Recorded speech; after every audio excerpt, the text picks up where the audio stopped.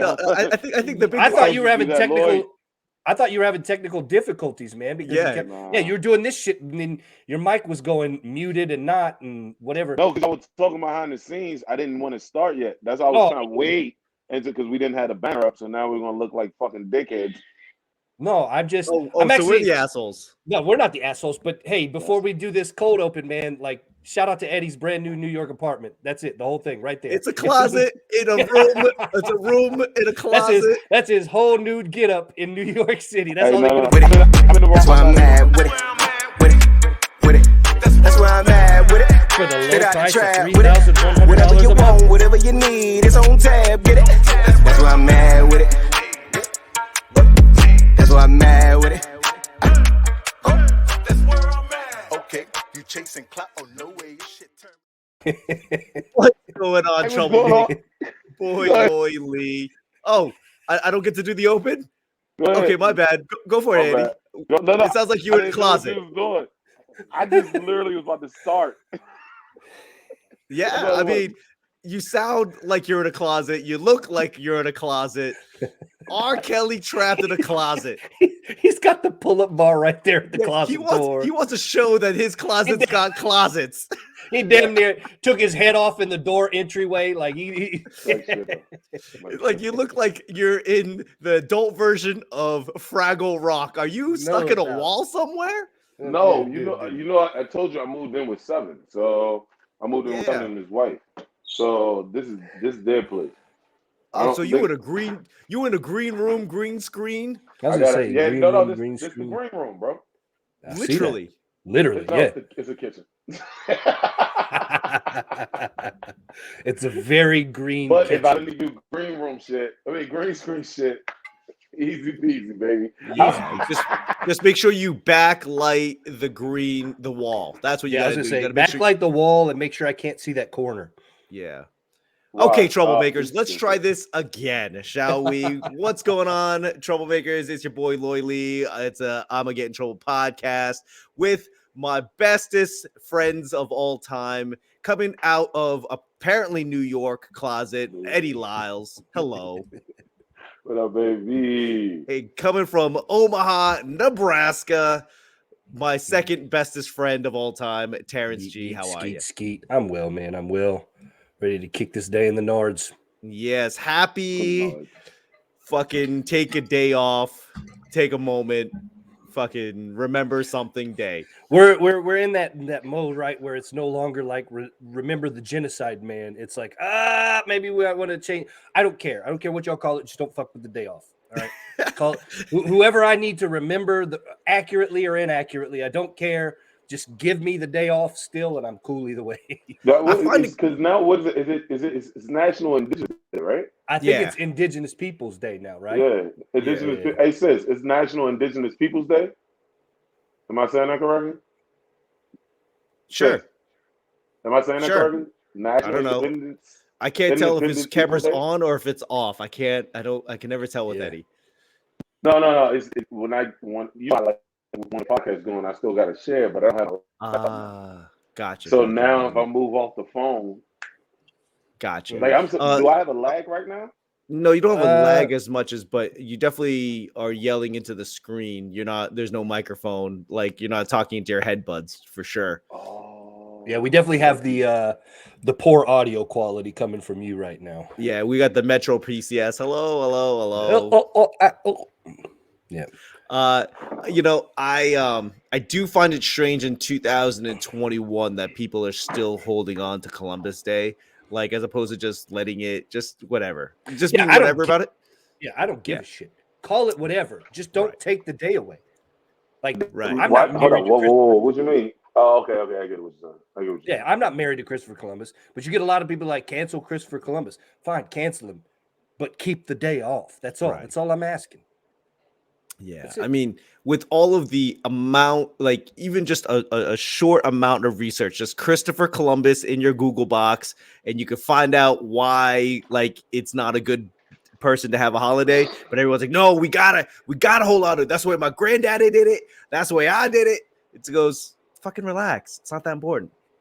That is still such a weird argument to me, right? You gotta remember your history. You're doomed to repeat it, and it's like I mean, we are in Afghanistan, so I guess. I mean, that's what we do as humans, right? Is just repeat shit over and over and over again. It seems like it. For all of the history we know, it's like somebody going somewhere and taking something from the people that were there, and it just keeps on repetitively going. Yeah. I like that we're getting the silent tour of the new digs in New York for everybody out there in audio land. And he's just walking through the place trying to show it off. And look at my new digs in New York. I'm amazing. I'm so much better than all of you because I live in New York City. I was just trying to get better lighting, you dickhead, and a better signal. Definitely not better sound. I was going to say, I don't know that going into an echoing stairwell was the smartest audio choice. But hey, you know what? Let's just say fuck everybody in audio land. Like where the majority of our listeners are, fuck you. I'm worried audio. I'm worried about his audio, but I'm worried about his cardio. That's 4 flights of stairs right now. I fear. Oh, look at this. I'm gonna get in trouble. He's gonna get a heart attack. Shit. He's gonna fall down and bump his head a couple times. Are you guys mad that I'm like, in a skyrise in New York City? No. I do want to see the view though. Let me get a little bit of that view. Is it nice out there right now? What's the weather like? Okay, there we go. That's what I'm talking about. Yeah. Is this Upper Marlboro? Where is this? Upper Marlboro, Maryland? Yeah, definitely don't see any high rises. No, this is the Bronx. We're in the Bronx. Nice. South Bronx. All right, guys. Yeah, let's get into it. Yeah. Actually, you know what? We were talking about Terrance's. He did a set at the Funny Bone. How did that go? It didn't go as well as I had hoped. It was a clean set again, which is not. It's just not something I like to do. Like I understand the necessity of it, and I did the competition again to kind of test myself to see if I could punch up what I think are my funnier jokes on the cleaner side, the set in general, and I like the challenge. I had no real aspiration like I was going to win it, especially seeing some of these clean comics around here. I just wanted to do better for me. I did better for me. I didn't do as well as I would have hoped, but I did do better for me. So I was good there. That's really all I can ask for, man. Like, holy forehead. Jesus Christ. Get a Jesus. Okay, he's trying to show us some close up of pores, man. But yeah, I mean, you know how that shit goes. It's challenging yourself while understanding it's probably not going to go in your favor. So it's that weird, like, expectation management you set for yourself. Like, hey, I'm going this knowing I'm not going to do as well as I like. So let's not walk out of this feeling like a complete bag of shit. You know what I mean? Yeah. So the thing about so inside baseball on competitions, it's like a glorified bringer show, which is, and a lot of comedy clubs use it as like, hey, this is where we get our openers from, like our host and our MC. Money grab. But it's a money grab. I haven't done a competition in like 8 years because and you remember when we did the competition Run the Light at the Hideout, even there we specifically told people like it's a free show, you're just getting a guarantee. Like we paid out of budget. Like we didn't, because we was like, all right, like we know you're gonna bring people out. We can't do a competition, but we also made it to the fucking audience decision if you stayed on. So it's like, right, it could backfire if you don't bring the right people. Yeah. Of course. So the Run Light competition that we were doing was basically very Apollo-esque. If the crowd didn't like you after like 3 or 4 minutes, all they had to do was they could get you off the stage by turning on their cell phone light. And if a bunch of people did it, was enough people, then we'd pull the plug on you. So and people used to get mad. But my point I'm making is like when comics put on competitions, like it's kind of good if you're gonna try to attack the things you didn't like about competitions, right? You got to bring 5 people and it's $10 to get in. Right. You know what I mean? Facts. So like that's what annoys me about competitions is when comics throw them and they don't, you know what I'm saying, do the shit that they wouldn't like to do. But I mean, comedy we did. And, go ahead. Yeah, we did a competition and it was a free show. So bring all the people you want. Nobody had to pay to get in, and it was like and we pulled money. The winner got money, and on top of that, they got to try out a room for the first time in for a lot of comics. Yeah. So we did try to get away from being a bringer show without being a bringer show. Yeah, and see, that's You really gotta, all you can do, the man. one thing, real quick, Terrance, the one thing that I don't despise competition. And the reason why is everything that we do is a competition. Like do you think like the motherfuckers that on Netflix got there just because like they went on an open mic and somebody just discovered that shit? The reason why that story is so lovable is because that story doesn't happen a lot. You get what I'm saying? Like, so like you gotta learn that, all right, I'm gonna do an audition in New York or one of these cities. You don't do an audition by like just going on stage. Like it's a whole rack of people that night that are also auditioning. And they Yeah. might have 2 slots. Yeah. No, I've been on them. So that's how I know. Yeah, no, and I mean, that's everything's an audition. That's the big thing. Everything is an audition. You just have like for competition, if you can bring 5-10 people to a random show, have them pay money, like you don't have to do a competition. If you can bring 10 people to any show you go to, like you could get on shows. Yeah. Without having to do competition. See, so and that's why I'll say, like, I appreciate the Funny Bone saying, "Hey, keep it clean," because you at least keep everybody within some semblance of a parameter. But in general, like my biggest gripe about the competitions is, and this is really all it is that it's so completely subjective. And in the history of no successful comedy show do you throw pretty much a variety of comedy show to do a comedy show. So you're not going to sit there and say, "Hey, I'm going to put on an Anthony Jeselnik, and he's going to open for a Maria Bamford type that's going to then feature for a Emo Phillips." I mean, I'm throwing names out here, but you guys get the gist, right? Like, it's such an ebb and flow with the entire vibe of the comics because you can get that deadpan guy, you can get the individuals that ride that line. So it's that makes it even harder, right? Because it could be the crowd that night. Maybe they prefer the sex jokes. Maybe they prefer the racist jokes. Maybe they prefer all the lighthearted. So it's like it's all that weird amalgam of Nobody things. likes your racist jokes, Terrance. That's fine. I do. I think they're funny. I think they're hilarious. You kidding me? I mean, you got a career, Eddie. Yeah, I know, right? Yeah, like coming off of this Dave Chappelle shit, like for everybody that doesn't know, we're taping this a week after Dave Chappelle released his special. But after this Dave Chappelle shit, I can't wait for the racist jokes that are about to come. Bro, do you realize that this motherfucker did like 8 different races and then talked about trans, and then only thing everybody cares about is the trans?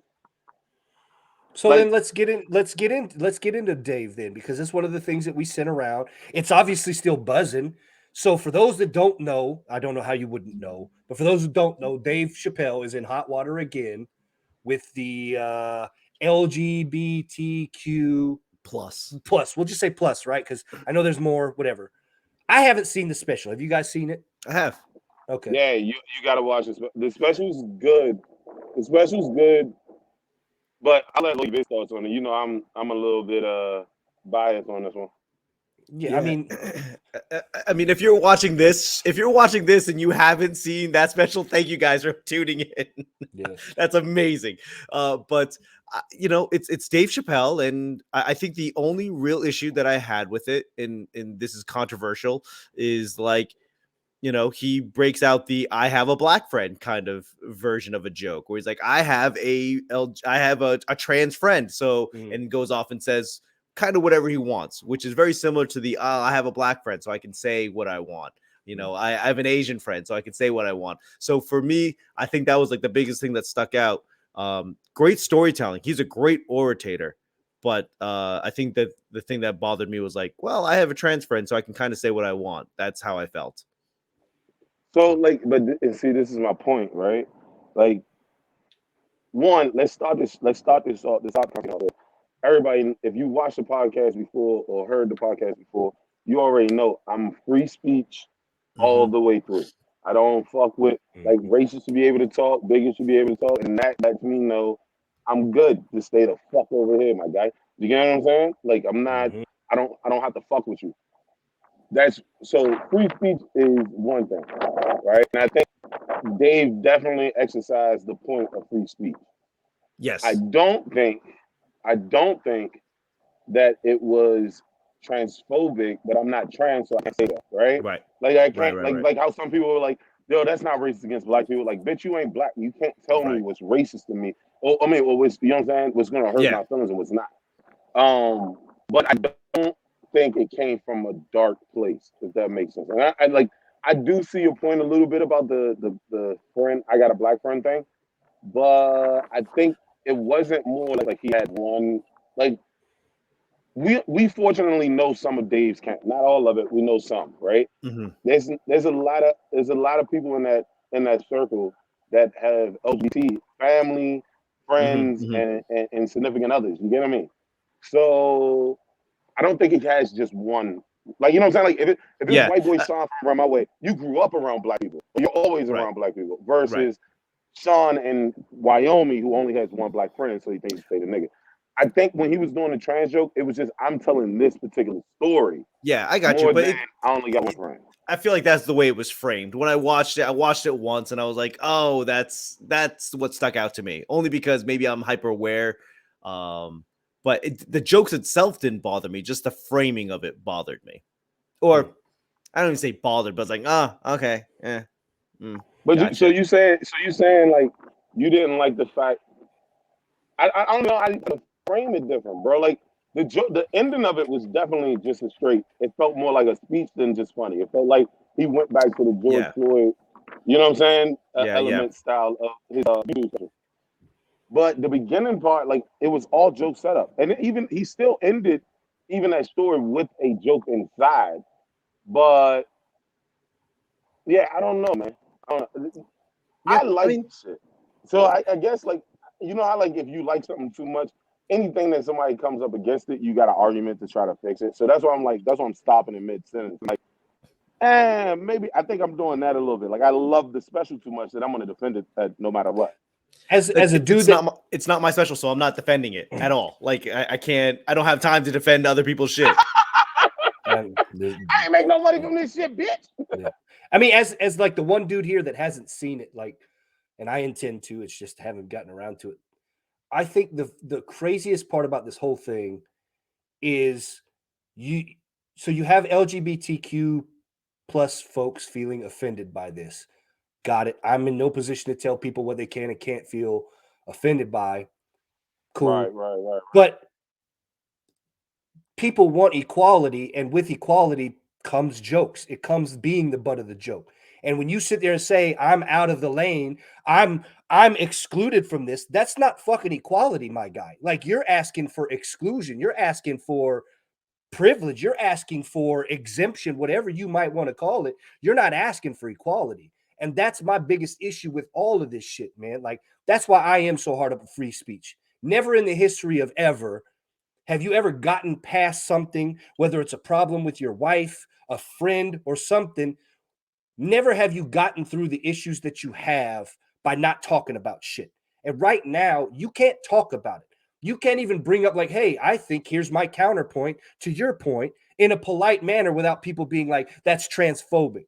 How the fuck are we supposed to make progress if I can't even say nothing to you, let alone treat you, right? And this is just speaking for me personally, Terrance Galwith and nobody else. I literally bring people into my circle by making fun of them.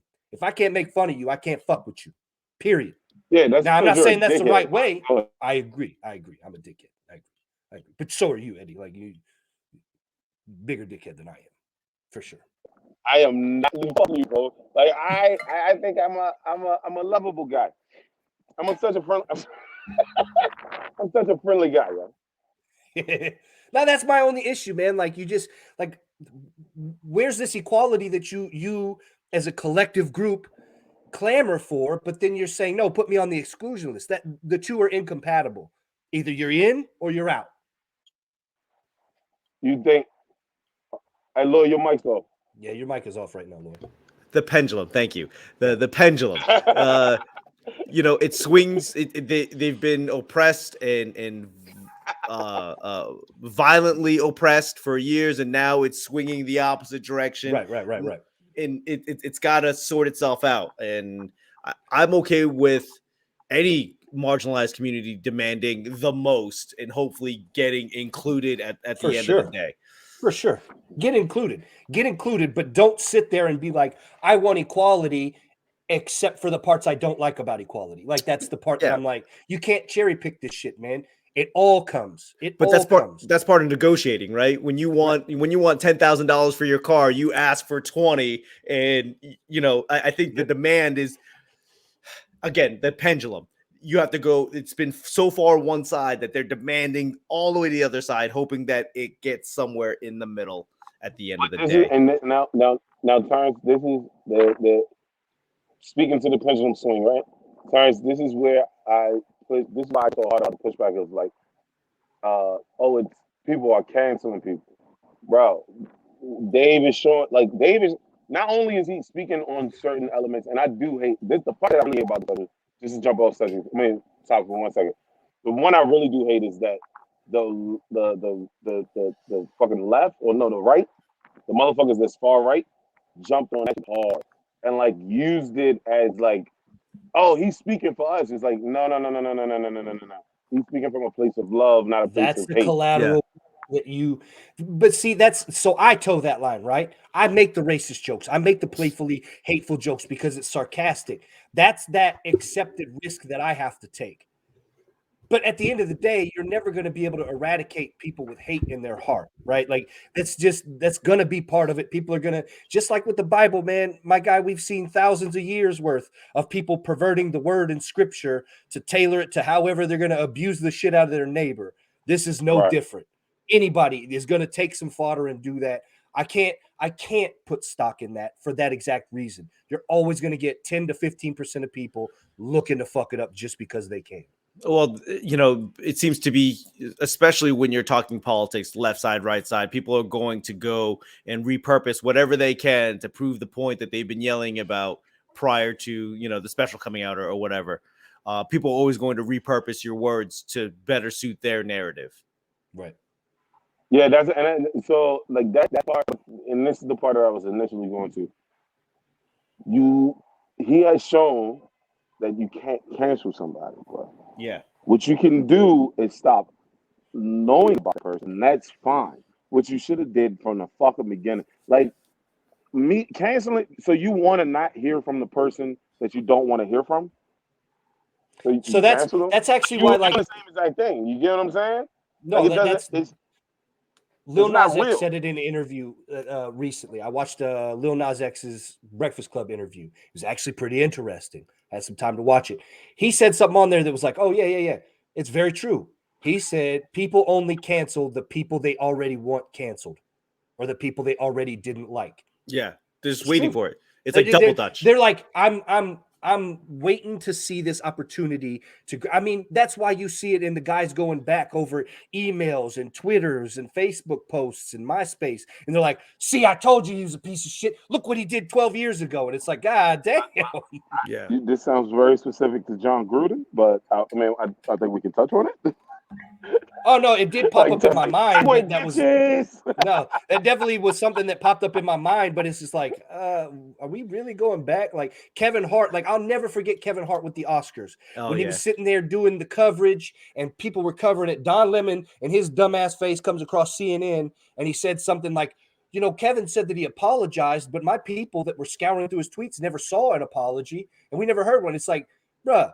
Y'all are that hard up for shit to do that y'all are scouring through years worth of tweets to look for an apology that you never like. Come on. Yeah. Like I think it starts to feel like cancellation is when somebody wants to cancel somebody, they've set the table, they've done all of the preparation for the dinner. The chair is empty and they're just waiting for the guy to show up. And then once they do something like, see, look at all of the things. You can only cancel people from your environment, which is the thing you should have did from the fucking beginning. Like you motherfucker, like again, he did the joke. This is why I love Dave, right? Because Dave is one of the masters of bringing it all together. But like, if you don't pay attention to every joke, like I watched this special 3 times. He brings it. He's telling everybody what's going to happen in the beginning, right? He says a lady comes over, says he hates women. No, like yeah, it sounds like you hate women. And he's like, oh, how did you hear that? Did you like click on one of my specials? Did you go to where I was, or did I come to you in a parking lot and tell you to your face? You Right, get what I'm saying? Like this is the point that he was making up. You don't have to watch this special. You chose to watch the special. So at the end of the day, like you talking about, you can't cancel me because you already paid me, dickhead. You see what I'm saying? Or Like, you can't you cancel can't because you cancel didn't somebody pay that, me. Also, the point was like, if you didn't pay me, you can't cancel me because you didn't pay for shit. me. You're not in a position to pay me. Yeah. You guys bringing this shit up has made me bigger. You guys bringing up this whole trans shit just builds to my aura of the guy who is giving pushback against the system. You're literally giving him that aura. So it's like you're not canceling anybody. The only people that you can cancel is people that you already didn't want to hear from. Like or somebody convince other people, like very slightly do fans flip and they be like, oh, I don't want to listen to him no more because he did a gay joke at the Emmys. Shut the fuck up, bro. Like, hey man, like just how I'm defending the special, I'm a fucking fan. Anything that you bring up for this fucking shit, I'm gonna defend. You're not gonna have me not watch it. There's definitely like layers, levels to this, right? Like the Joe Rogan, the Dave Chappelle, like anything about them is only gonna make it bigger. But then you've got people like, let's say Shane Gillis, canceled. Right. You know, it could have gone Not anymore. He's done better, but what I'm saying is like, Shane is back, bro. Shane is getting big. Hold on. That's not the point. That is fucking not the point, Eddie. What I'm saying is like, when you get to a point of momentum, right, where Shane has now built his momentum back, getting great for him because it was a hard road, I'm sure. But the thing is, like, you are either on a momentum level or you are not. You can cancel anyone who has little to no momentum. You can't cancel people who are rolling downhill. You can't stop it. That's always the big crux, right? Is the cancel, depending on when it hits you, can hit you really hard. And that's my gripe, is that it's a loose fucking cannon that everybody likes to fire off willy-nilly and never really look at the ramifications of it. But we don't need to go into cancel culture. We've fucking spoken at that ad nauseum. I have yet to see the special. I definitely intend to, because it's Dave, man. Like, I grew up with Dave, period, point blank. I don't give a damn. Like, it could be the worst special in the world. I'm still going to watch it to see what it's about and try and enjoy it. Even as a fan, I can rank them, but this one is, when I say it's good special, I guess it's more or less because of all his stuff leading up to it. We started seeing a change, where like more of a change, where he started going longer form in between jokes. He started adding a lot more in between the jokes. Now the shit is substantial, so we think about it more, right? But it feels like he's moved away from the level of having to be always funny. He's moved into the realm of like why I love Bill Cosby. He's moved into the realm of comedic icon. He no longer needs to be funny. Like, people will pay to see him talk. That's it. Yeah, Bill Cosby did a show like that. He did 30. Richard Pryor talked about this. Richard Pryor did a show where he talked for 30 minutes, and nobody laughed, but nobody laughed, and nobody said anything. Yeah. You get what I'm saying? It was like he had the audience in his hand, and then at the 30-minute mark, he lets go of the punchline, and it erupts for like 5 minutes. Like that, it feels like Dave's there now. Where Dave can literally just talk and make a point for like 20-something minutes and make one joke, and niggas be like, "God damn, that nigga funny." Yeah, the bird's eye view, or the one where he's at in the belly room at Equanimity. Not Equanimity, but the bird's eye. The bird revelation. Yeah, thank you, that one. There we go. That's exactly what it was. He just talked about Iceberg Slim for 45 minutes and goes and then hits you with the line. Yeah, and I was actually sorry. No, I was saying I definitely, there was one of his first Netflix specials where he filmed it in DC, where I feel like that's the end of the old Dave, the rapid fire, come out swinging. Oh, the one that he's released first. I think so, yeah. He released first with the Netflix deal. Oh, yep. I'm sorry, second, because the first one was Austin where he did Bill Cosby, and then the second one was Flip? There was one where he and OJ and yeah. Yeah, that was the one he filmed in DC. There was one that he filmed in LA, which was like a year before it even launched. But the one where he filmed in DC, I felt like that was the end of that Dave Chappelle stand-up comedian era versus Dave Chappelle. That was when he did the residency. You're right. That was when the residency one because he's done it. He's done 2 specials out of DC. The very first one when he's with Comedy Central, and then the one with Netflix. Yep. Yeah. So it's like that. I had that conversation though, man. Like somebody was saying, does this special have jokes? The last couple specials of Dave's has lacked the jokes, and they want Dave to get back to the jokes. And I was like, look, man, I have yet to see a comic at that level, at like Dave's level, like the Carlins and the Richard Pryors and all that. I have yet to see those guys not reach that level of the pinnacle of comedy and transcend into the sage. They don't get married to the setup and punchline talking more anymore. about issues rather than just period point funny. blank. I have yet to see a comic hit that status and not transcend that.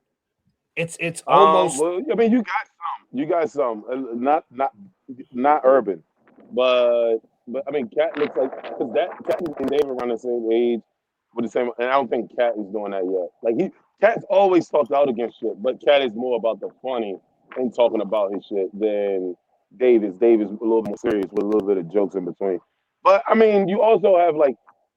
I think I get what you're saying. The level of reach, the level of draw, the level of power. Cat Williams is nowhere near that same level of reach as Dave, and I think Cat is one of the greatest. Like it's just he's not. It's just incomparable.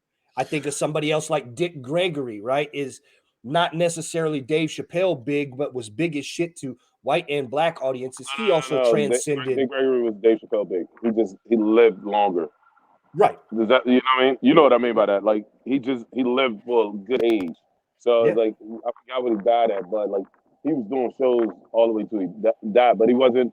He had stopped being a comedian like years, like when we were born type shit. Yeah. But I don't know. Like I mean, you got Martin. I don't know, man. I really am trying to debate you on that.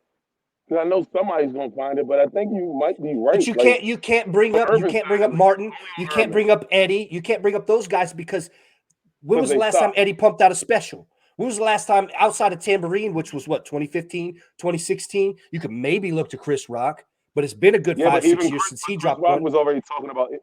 All the biggest comics talk to social issues. But like Kevin's the first one that did it, which is also why he's the one that does the most movies and all that other shit at such a early tenure of superstardom. But he's more marketable. Yeah, I don't know, man. I don't know. You might be right. Like, no, the white comics. I mean, they all still do that shit. They all like you know what I'm saying. Your Ron Whites and them, they still do jokes. Don Rickles died doing jokes. And he was just making fun of people. But then you look at like Hicks. Hicks was like, I mean. But Hicks turned a long time before. Hicks started off like that with the whole also speaking out against shit. But he's also niche. I don't expect most people to know Bill Hicks unless they're older or a comedy fan. Bill Hicks is niche? Yeah. If you're not a comedy fan, yeah, of course. Wow. Or if you weren't alive at the time and you're not like balls deep into comedy. Yep. I don't think you know him. Like, how many people could honestly say they've seen Sane Man or one of his other specials and be like, oh, yeah, or could recite any sort of joke? I guarantee you most people probably be like, Bill Hicks, who? Like, and it's not a knock on him. See, this my old man. Lord. I think my old man already knows who Bill Hicks is, but like at the end of, like I know Bill Hicks. That's like if you ever really see me go to work, then you can hear the influence of Bill Hicks on me. But like same for me. I think that's for every comic. I don't know. Okay, put it like this. I don't know if Dave Chappelle is going to transcend if he lives longer, a longer life. I don't know if he's going to transcend. Do you think he's going to be up there with like Colin Pryor, where we still go back and watch their shit, of course, even though they were before our time, technically? Of course, because of that exact reason. And that's what I'm saying. Like when people. I think of Carlin as a prime example because you still think of his 7 words that you can't say, and you think of it's all bullshit and it's all bad for you folks. Like those are things that constantly. Dave Chappelle jokes are going to last like Carlin's Yeah, and I do. Yeah, It's different now because it's like I don't think it is, bro. I'm be honest with you. I really. I think the point sticks. The if point it sticks. doesn't, it's only because internet culture is so high churn. Like because George Carlin shit is still out right now.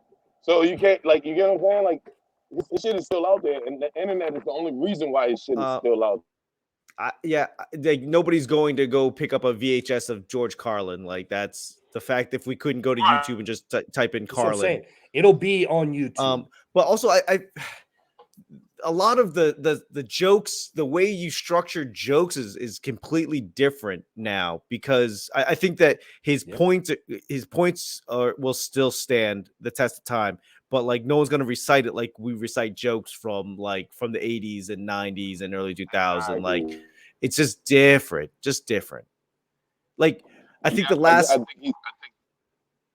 the last thing that I can remember from Dave Chappelle that I could quote like verbatim is kick him in the pussy. Like that's that's one of his last like jokey jokes. Yeah. Yeah, that's what I'm saying. Like I don't think I think George, but we don't have anything from later either. So like, you know what I'm saying? Like when George is putting out special out this bitch. You know what I'm saying? Like if you actually go look at it, but I don't think we don't really dig into crates. We dig crates with George Carlin. Even the words that you can't say on TV is an earlier special. You get what I'm saying? I think when they as they keep getting bigger and bigger or older and older, the more the words resonate, and we might hear them in like movies down the line, but nobody's quoting the joke. You know what I mean? No, I understand that part. I'm saying more so it's less about the jokes and it's more so about the way he's able to orate the material and make it a legitimate timepiece. That's what Carlin did, and I think that's what Dave is doing now. Again, without having seen this special, just basing on the previous stuff, looking at even 846, how culturally relevant that was at the time in which it was. I think it might be one of those things where people ain't going to sit there and be like, oh, Dave Chappelle for his jokes and everything. That'll be part of it. But they're going to look and be like, he was a great comic, but the dude was sharp, poignant, and all of that. That's kind of how I view it. I think what I have a hard time from the craft side watching Dave Chappelle specials goes, oh, they're jokes, but they're not really jokes. It's not like you can. The way we craft jokes, at least the way I craft jokes, is you write it, you try it out, you sharpen it, you write it, you try it out, you sharpen it. But like with this, it just seems like so much more daunting because it's not set up in punch. It's not like one thing leads to the next. I feel like he's actually up there, actually just talking. I have a point, and he orates that point to something so magnificent, and then he throws a joke in, a setup punch joke. Like his whole structure, his whole delivery is daunting to me. Right. Yeah, I mean, I mean, what more can we say? I think we ran that one through the dirt like a bitch. Okay, before we move on to the topic, I will say that Jay-Z has a phenomenal quote. If you want old Jay-Z, then listen to my old albums. And I think that's kind of where it is with Dave Chappelle. You want old Dave? Listen to old Dave. Yeah, and it's and I hope his older jokes. One, I hope people stop trying to fucking do them. But I hope his older jokes like stand the test of time. Like, you know what I'm saying? Like the baby on the corner drain, kicking in the pussy, which is fucking still terrible. Shit, what other and that's the hard part, right? How many of these jokes can you even remember? Yeah. Or are we comics so we like be listening and block it out? That might be, Yeah, it might also just be that thing that's absorbed and it's a part of you. Like, and hopefully that's what it is, right? And you take away and you become, I don't want to say a better person, but you become a different person because you absorbed a message that was put out there. You've taken in a perspective that wasn't your own. You ingested it and expanded your worldview. Okay. But it'd be one of those things. Father God had said something. Comedy's 2-3 nowadays. not like it was when I was younger. Bill Hicks, Sam Kinison. Yeah. I mean, but I don't think. Do you think it's more PC? When people say that, I give a little bit of pushback, I guess, because I'm like, I don't think it's more PC.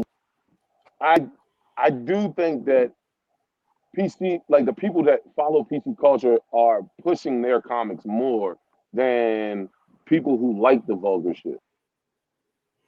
I don't know, man. I think it's just, I don't know. I get torn on that shit, right? Because we can sit here and say all day cancel culture this and PC culture that, and it sucks. It irritates me.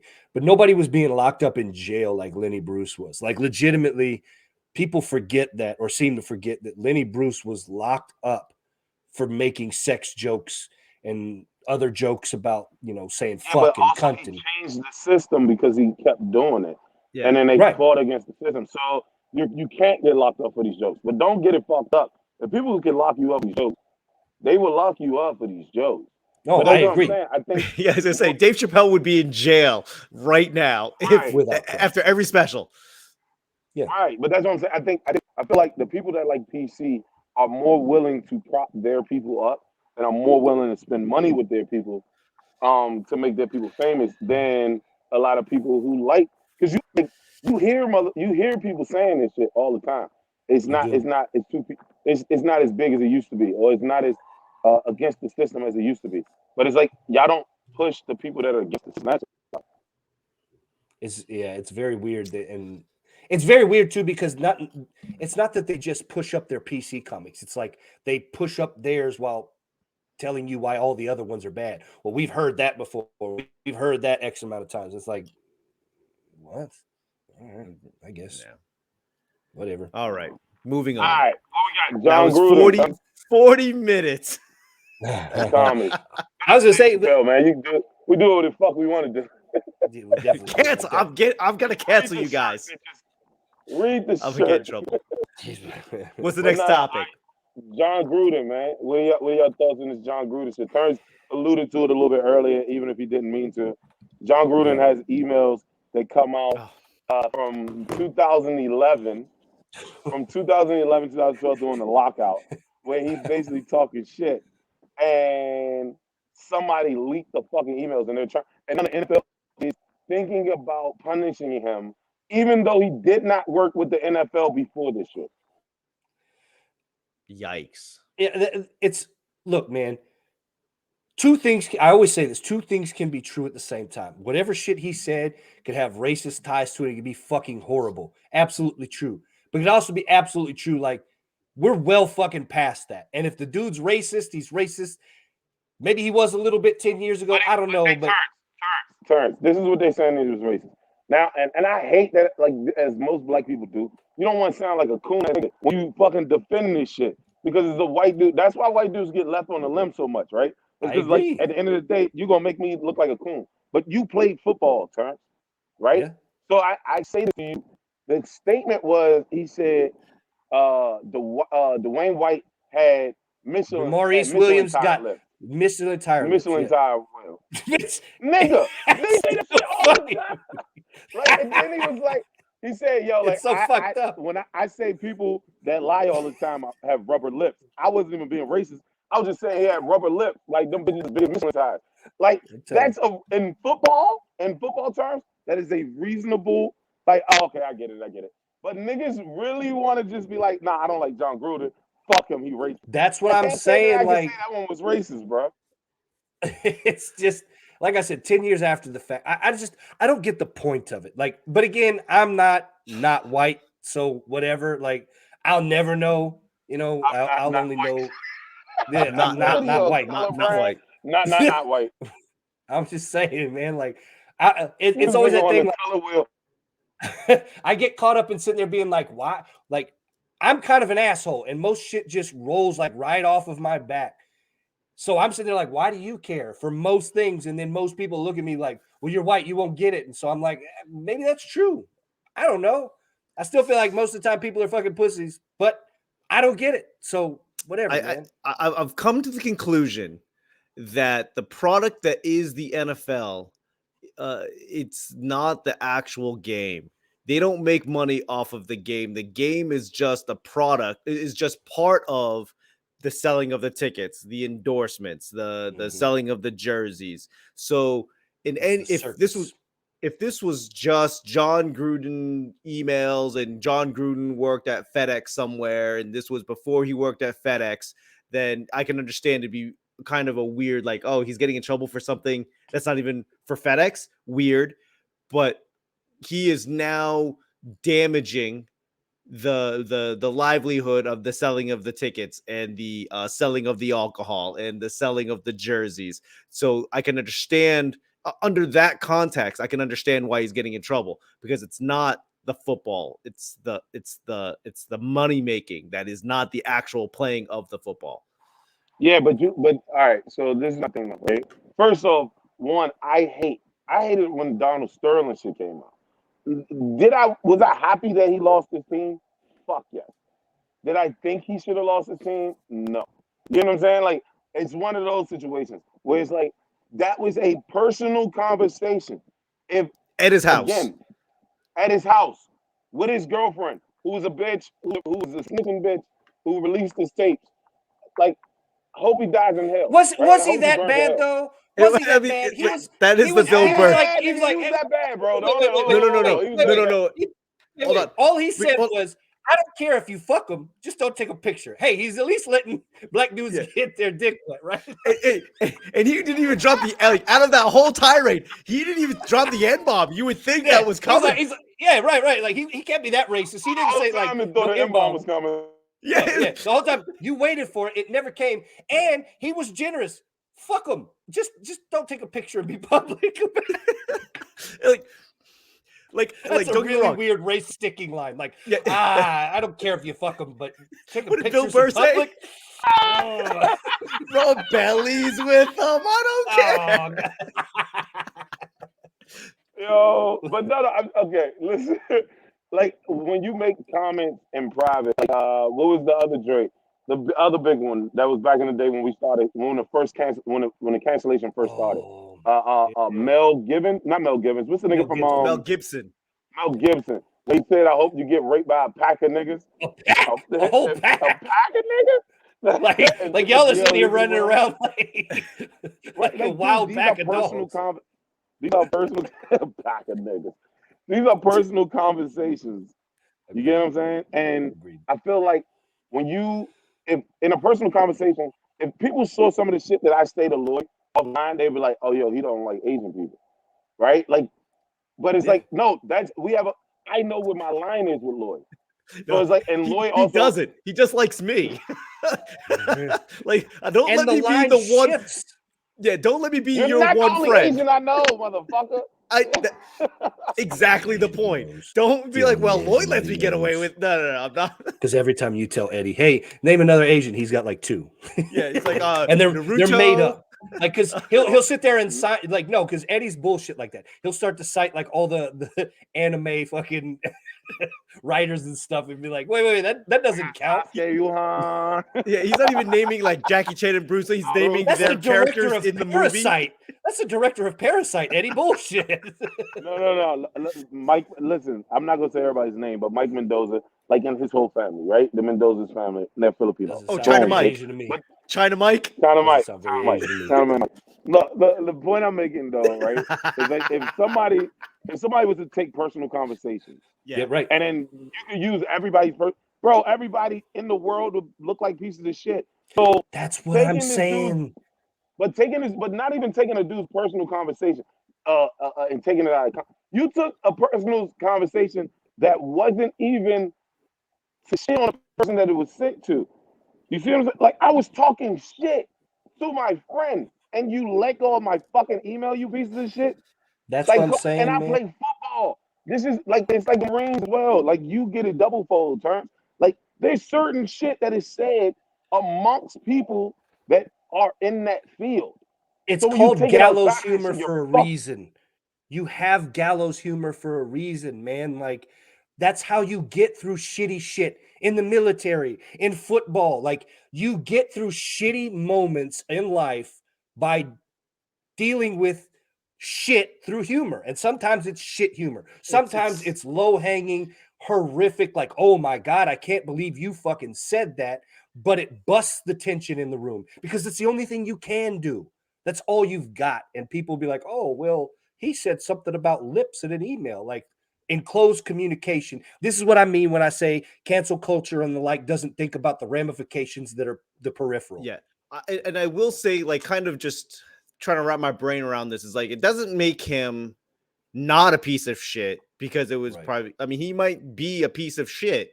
It's just that I don't like how we had to unveil it. Like, that is, I don't know. Because I am going through my emails right now and it's just deleting everything. 2011, select all, delete. You kind of got to at this point because it's like, motherfucker, if I get famous, like I was explaining this to somebody else. I was like, do you understand why I love the title I'm gonna get in trouble? Because now I just wear gear that says I'm gonna get in trouble. So anytime somebody's like, you're not supposed to say that. Like, look at my fucking shirt, nigga. Like, did you think I was gonna be the motherfucker that was gonna come out here and just be lovey-dovey with everybody? Like, I defend everybody. You know what I'm saying? Like, I support everybody, but that doesn't mean I'm not gonna make fun of everybody. Like, that's definitely gonna happen. And I don't like. I care to an extent. Like, I care to the extent of where it sounds like I'm trying to hurt you. Like, you know what I'm saying? Like, when I'm trying to be funny and make and embarrass you to the point that I don't want you to come back. That's why I don't like when people go with the crowd so hard, right? Like, there's one thing to like make a joke at a person to get them to stop, and then you move on. It's another thing to do jokes at people where they want to leave the show. You feel what I'm saying? Like, so it's like, or you're making jokes from a. Or you're making jokes from a place where you want them to leave the show, where it's like, you know, you can't control. Right, because you don't like them. Right. Like, I don't like that. But when you got two people talking amongst themselves, about a situation that is affecting them. At the time, he was working at ESPN, but he was covering the fucking NFL. So it's like, with the NFL lockout, and I love football. You just had me not watch football, and I'm talking to my friend about y'all not having me watch football, and then I found out, oh, this dude lied. And I say a joke that I probably say 1,000 fucking times.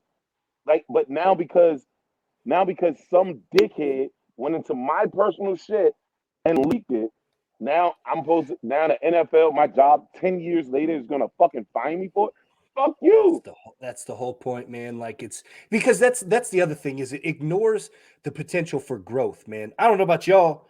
I'm a way different person now than I was when I was 25. Oh, way Jesus fucking Christ. different. I hope and that's so. what and you should.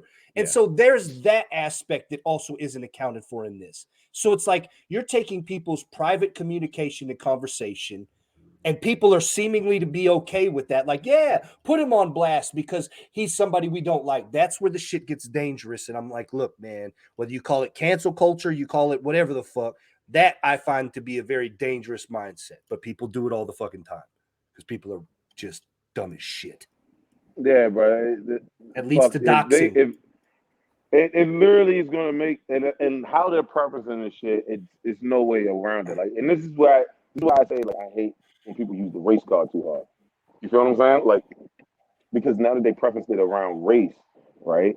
Any black person that takes up to him is gonna look like a fucking coon, and then any white person that takes up is gonna look like a fucking race. Like, you made it an unwinnable war. It's a self-consuming snake with most of this shit. That's the shitty part is you can't address the nuance. You can't sit there and say the things. Yeah. It's all that same thing, man. Like, it's a self-consuming snake that you just keep shifting the goalpost left and right and then never do anything. But based on the way the conversation is going, they're gonna have to do something because it's now tied to racism in 2021. I don't think they should have to do something, but they'll end up having to do something. They do, like, I don't know, man. Like, and I do hate because it's like a white guy, but it's like, like, and I think even for like some black people, it's like, if y'all do this to a white guy, y'all definitely be doing it to us. You get what I'm saying? And it's like, bro, we make these jokes all the fucking time. Like, this isn't a one-time thing. You know what I'm saying? Like, we always do this shit. Especially in football, we always make jokes about everybody in their race, and you pick whatever the fuck you can pick. You know what I mean? So, I don't know. Hopefully it doesn't go too bad. That's the best way to put it. Hopefully, it doesn't go too bad. What's the next? What subject we got next? Well, let's stick to sports, man. Like I only caught the highlights. Eddie, I know you was out there posted up waiting to watch it. I'm just happy you didn't pay for it because I can't believe the amount of people that paid to watch this fight, pretty much knowing how it was going to pan out. Oh, Wilder! Yeah. Like, come on, serious? Man. I'm truly that was serious. A good fight. It was better than the first one. It was better than the first two. It was better than all of them, bro. Yeah, if you missed that fucking fight, it was better than the first one, but the first one was still good. Like that's why the second one happened. The second one was trash. I will say, after seeing a couple of the knockdowns of Tyson, I was like, ooh.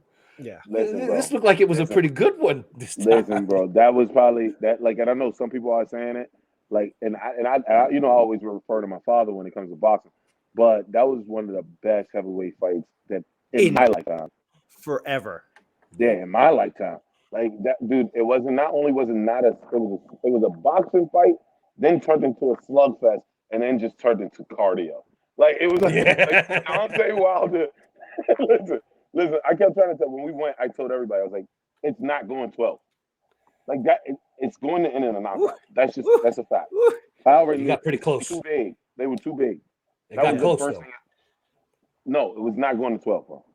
Exactly what happened was Didn't the last result of happening. It went to 11. I was gonna say. Listen to the point I'm making to you. Listen to the point I'm making to you.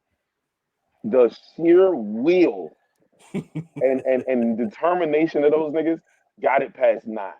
Because at 9, the fight was over. You know, like they were done. Like if they could have just stopped the fight, it would have been a draw. We could have all been like, oh, we get a Dante fucking Fury 4. You know what I'm saying? Like it was already over. Lawrence saying that happened. Yeah. Lord was saying that he knew that Fury was going to win. I think we all knew he was going to win, but I think that's what made it beautiful. No, not all of us knew that.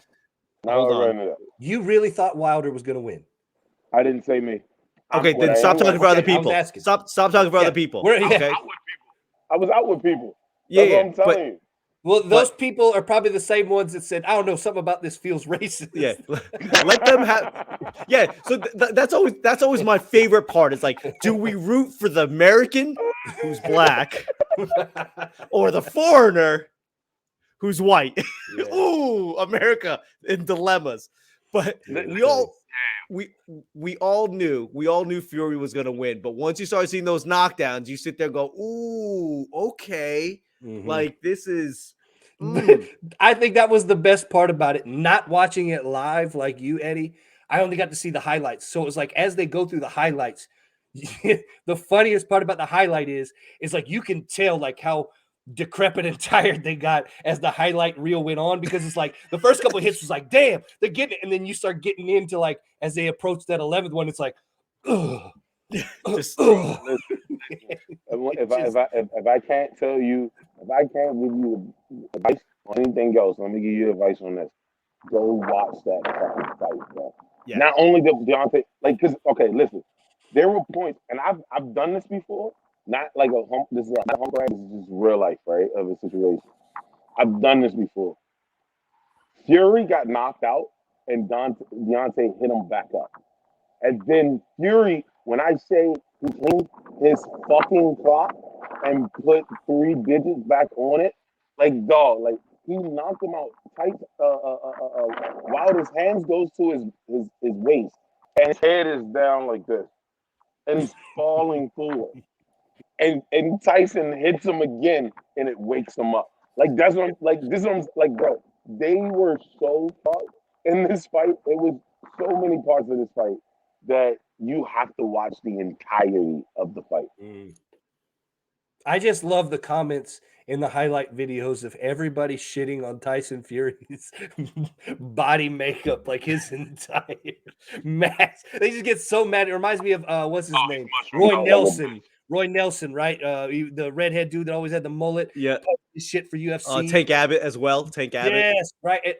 There's just something about dudes not looking cut that just pisses off the average man. And it's like, look, buddy, it's not their fault that they can look like you, but be a million times better than you. Dude, I call my father after the fight, as I always do. I'm like, yo, that was a crazy fight. He's like, yeah, that was one of the best. He was like, that's the greatest heavyweight fight of all time, I think. Like it's up there. Like, dude, like this is my father, bro. My father watches it. Like, it was that good of a fight, bro. Like when I say you did not know who was going to win from the third round, bro. Like the third round, Tyson catches fucking Wilder, drops the shit out of him in the third. The fourth round, Wilder hits him with 2 hits that should have literally turned every switch off in his body. It did, like, but it's all the switches all the way around again. Bro, he hits the pavement and then the canvas woke him up. Like, first off, I don't know what gypsy shit or this gypsy thing shit that they be talking about, but he got that shit. You know what I'm saying? Yeah. The fifth round good. I think sixth round he knocks him. Wilder gets knocked down again, and then it's just like, bro. And then it's just like, who is going? Somebody is seeing Tweety tonight, baby. Like you knew that off the break. Somebody was like, did you notice that even when they picked Wilder up at the end of the fight, he wasn't knocked out. He looked tired. Yeah, there was a couple of them. There was a couple of them like where Fury and him literally got knocked down, and they just put their hands up in a mountain, just like looked up, like fuck, bro, I want this shit to be over. Like you can tell, like they hit their max limit of like the fat guy cardio. Like their ceiling was there at the end because it was just like I said, just like leaning in each other, halfway hugging, and then it hit like. Oh shit! they're making a gentleman agreement. They're making like a gentleman's agreement. Like, okay, in this round, we're just both gonna take a knee. Just I'll take it in the beginning. You take it in the middle. He didn't knock him down. He like Fury was literally putting his hand over his body and just leaning. Like it was like, was that in the highlights? They put that in the highlights part? Yep. Dude, it was one of the most spectacular chess matches of all, because Wilder came out hitting at the body. It was all like power to the body to try to take that muffin top out. Like it looked like it literally looked like he was pounding pizza dough. Like it was weird, son. Like it didn't look like Wilder. And then the third round, in the second round, I told my boy, I think they told him go to the body, go to the top. And I was telling my boy Jay, I said, he took that too literal. Because he was throwing a jab to the body, he wasn't throwing it that much to the head, right? And then he just kept coming around with the right. And I think by the third time he threw the right, I was like, he's tired. I concur. I mean, it was definitely a better fight. The fight card itself was pretty solid, but I mean, did anyone really watch the undercards anymore? Let's be real. Not too many of them, but the fight beforehand was a fucking massive heavyweight fight too. Yeah, and I think that's just gonna put people in position. I mean, that really is just putting people in position in that heavyweight conversation, because you got the guy that just beat Joshua. You have Ruiz, you got Fury, Wilder, and then those two guys. I mean, the heavyweight, is it back? Oh, Wilder's gone. Wilder's gone, bro. Wilder might be gone. Yeah, Wilder might be gone. That was like Wilder should have stopped. He should have been like, I'm never giving him this fight again, because you had a punk ass trainer who threw my joint. This is what he would say, because if you watch the second fight, the trainer did the right thing and threw in the towel. Technically, both of their trainers should have threw in the towel, because that fight was fucking nuts. But his trainer did the right thing and threw in the towel because he was getting his ass whooped. The first fight was a draw, and he got lucky because of the 11th round knockout. So I would have just been like, fuck him. They already fucked me over on this fight. I'm never taking it again. Because he took it, I think he might be done. Like done boxing or done heavyweight? I think he might be. Okay, when I say done boxing, I don't think he's going to quit boxing. He might fight in another 2 years or something. I think like we stop. I don't think people are going to really get fucked about boxing again. Yeah. I mean, that's the thing, right? Is usually when you see these duel matches go for several iterations, after that, it's usually hard for one or the other to come back. I think of like Rampage Jackson and Rashad Evans as another example. When they did that after their third one, you pretty much didn't see Rampage again. I mean, correct me if I'm wrong. I was going to say, like, but that's what I'm saying. Tito Ortiz finally knocked him out. Chuck Liddell. Tito Ortiz, Chuck Liddell. Who just got arrested. Who? Chuck Liddell Tito? just got arrested for domestic violence in Las Vegas. Damn. Yeah. You got him getting arrested. Adrian Broner, which was another thing we want to talk about since we're keeping it fight. He got a warrant from Kentucky or Ohio that was also linked to a domestic assault case that he lost. Like, and then you got Tommy Fury about to fight Big Boss. What a wonderful life. Boxing's back, baby. Boxing is back. Heavyweight is back. You know, it's been very strange in the last like 10, 15 years. It's always been that 145, 160 range. That's been the most moneymaker, the Manny Pacquiao's, the Floyd Mayweather's. But like, I feel like the money's going back to heavyweight for the first time since Tyson. No, it's funny because man just said bring him back. Yeah, because I think one, of course, we're only talking for America because that's where we are. But I think like Anthony Joshua and the fighters over there are like already big time. You know, like I don't know if I like the heavyweights. I think in America we had Wilder, and that was why we pushed him so hard. Because if Wilder would have fucked him up, we definitely think he was going to fuck up Joshua for sure.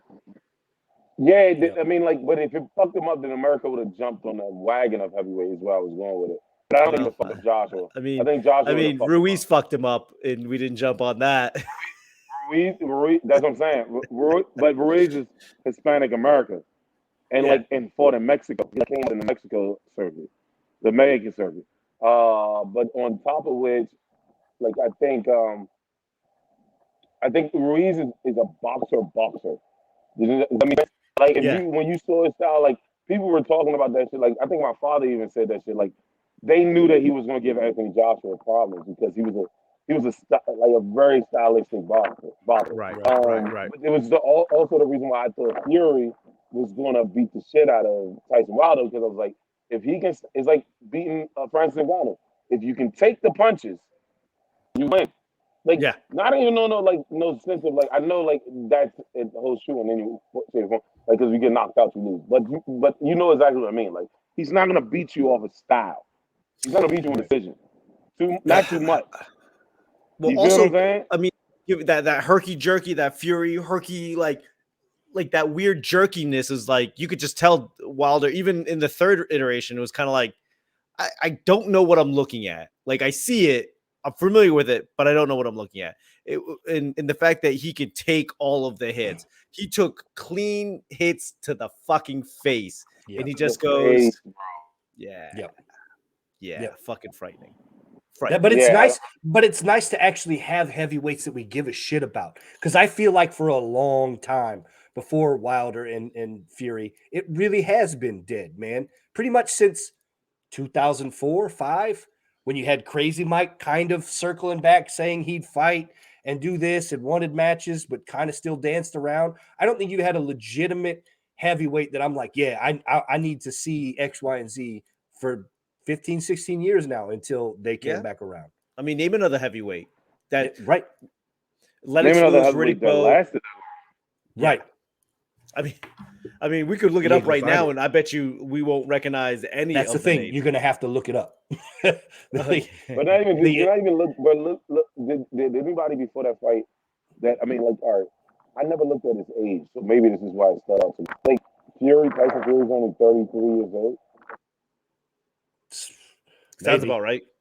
Doesn't that make you feel like shit? Yeah, becoming like. Well, no, not really, because he looks older than all of us. But it may be the 6'9" or just bad genes. But the point I'm making is Tyson Fury. Yeah, fuck. He's 33, bro. Like I thought he was super old. But yeah, like most of the heavyweight boxers don't last well into their 40s. They don't last really good. I think that was so crazy. Well, no, George Foreman was just crazy in the first place, but. Most boxers don't have Floyd Mayweather careers where they, you know what I'm saying, can fight for 20 years. Or we know about them for 20 years to even say that. You know what I'm saying? Like, most fighters get like a 5-year run. The fucking Klitschko's. the Klitschko's and then David Haye, but David Haye won in 2010. Yeah, but they're so forgettable. Like and that's not to discredit them. They're forgettable because who did they go against that was ever worth a shit?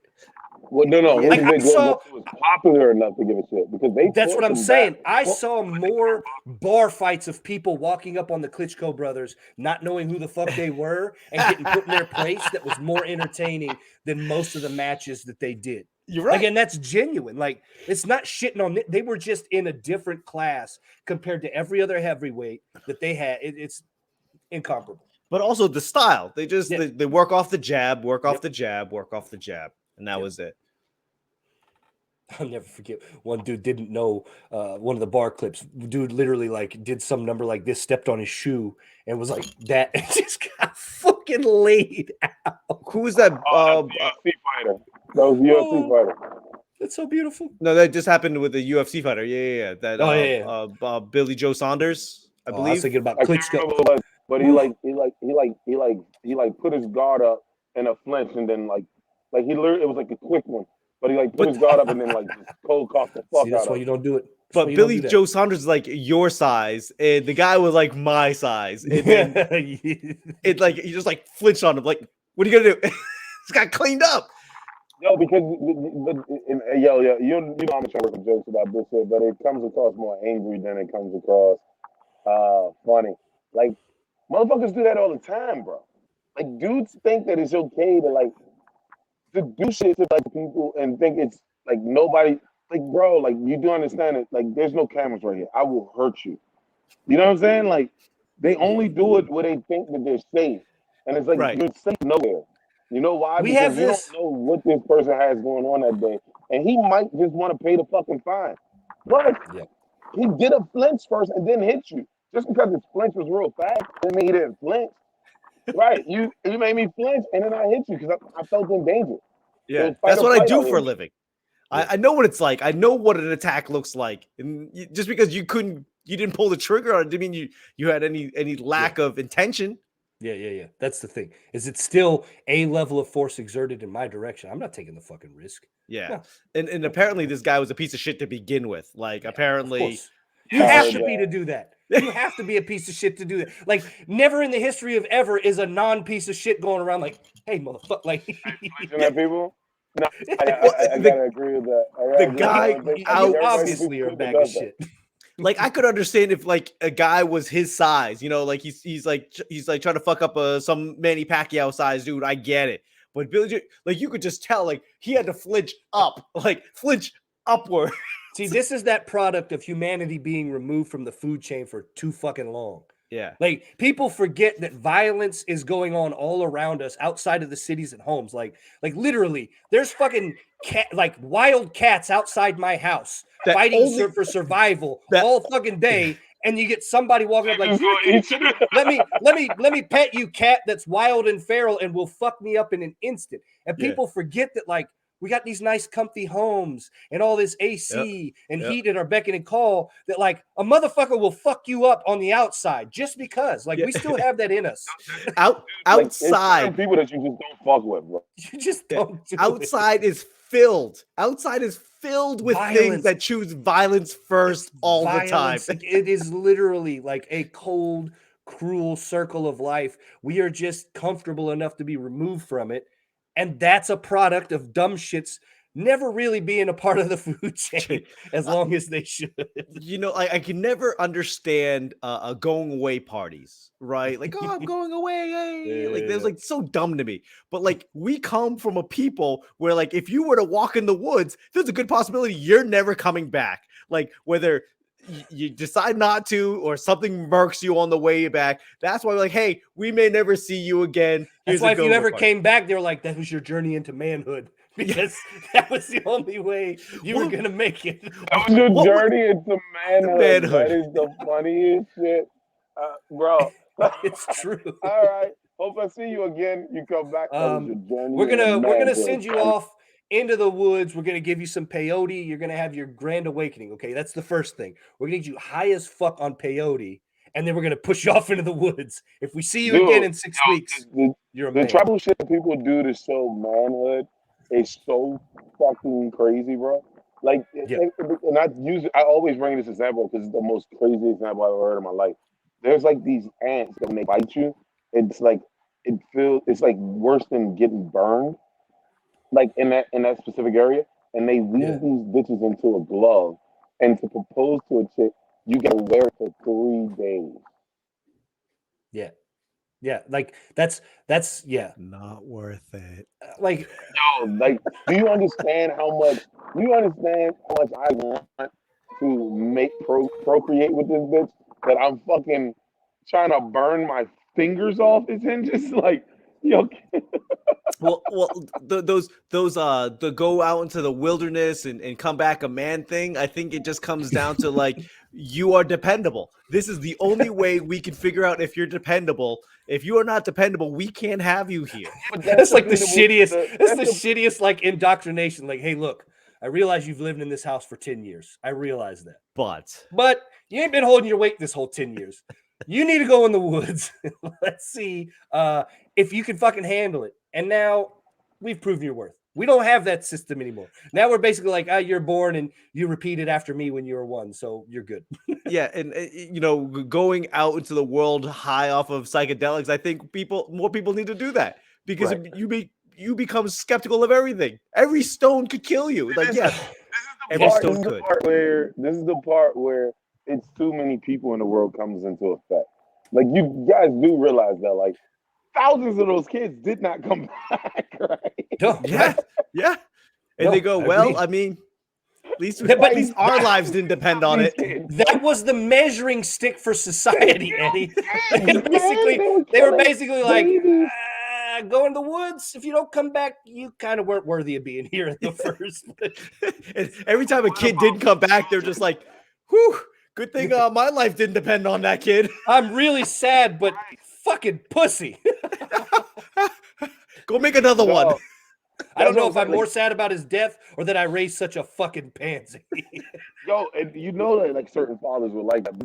There were certain fathers that were like, not my baby boy though. Because Terrance, let's just be honest, bro. We talking all this shit. You would not send your son out into the wilderness and be like, and if you don't come back with a wolf skin, you ain't my son no more. No, fuck no.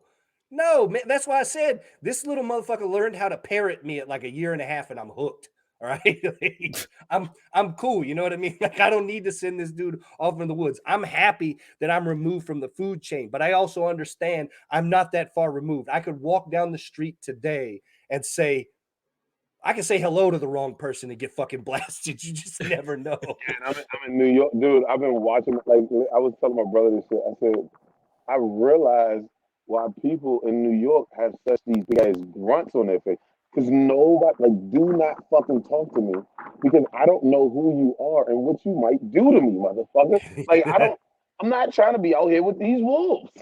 Yeah, I think our human have this level of skepticism that for some reason we've kind of curbed, but skepticism has allowed us to survive this long. If we weren't skeptical of every plant, every bug, every bird, every animal, every rock, we wouldn't have survived this long.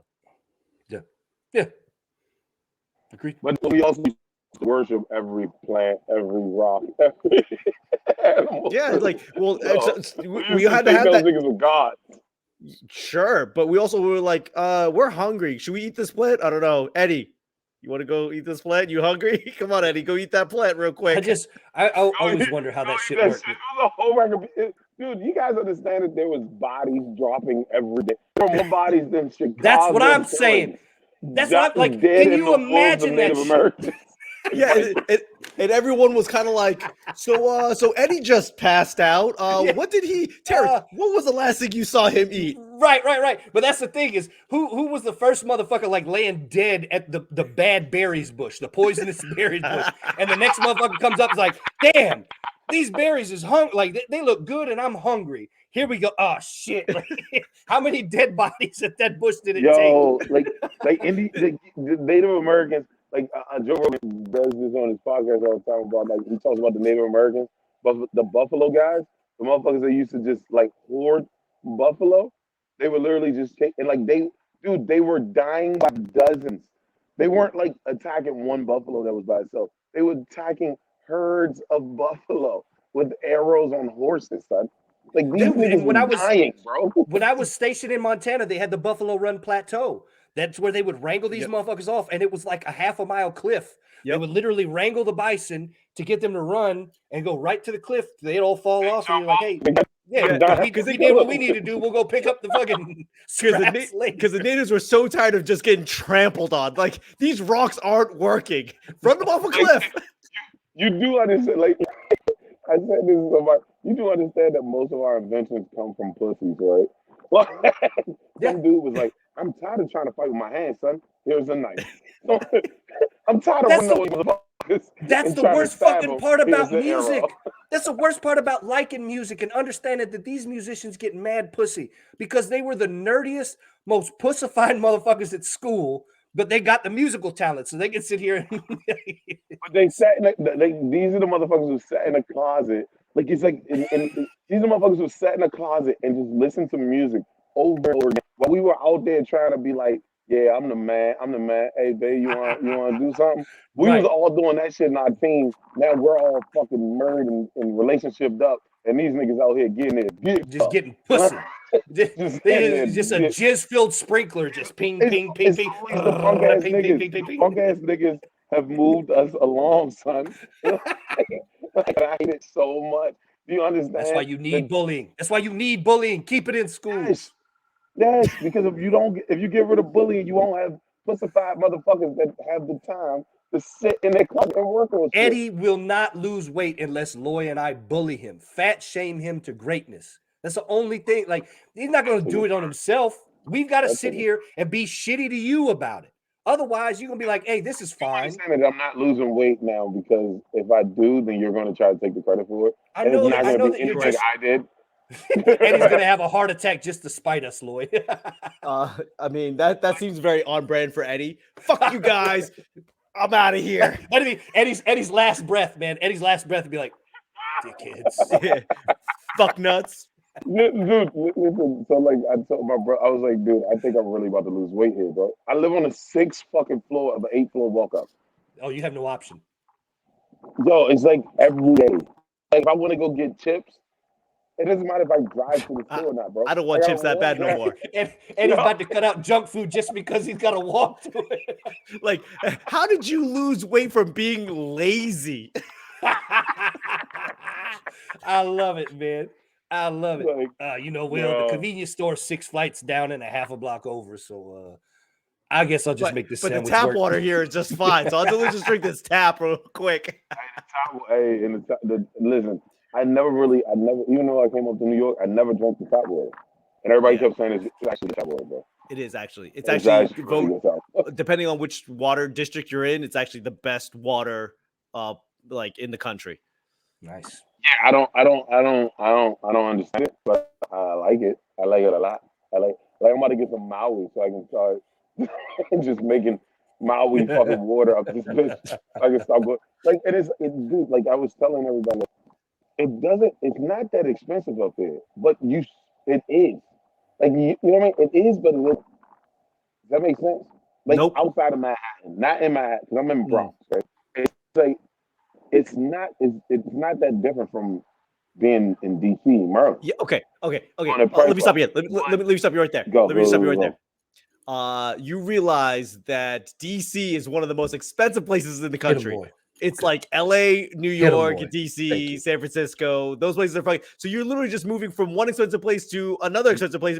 And, and then you're like, it's still expensive. It's just not that bad.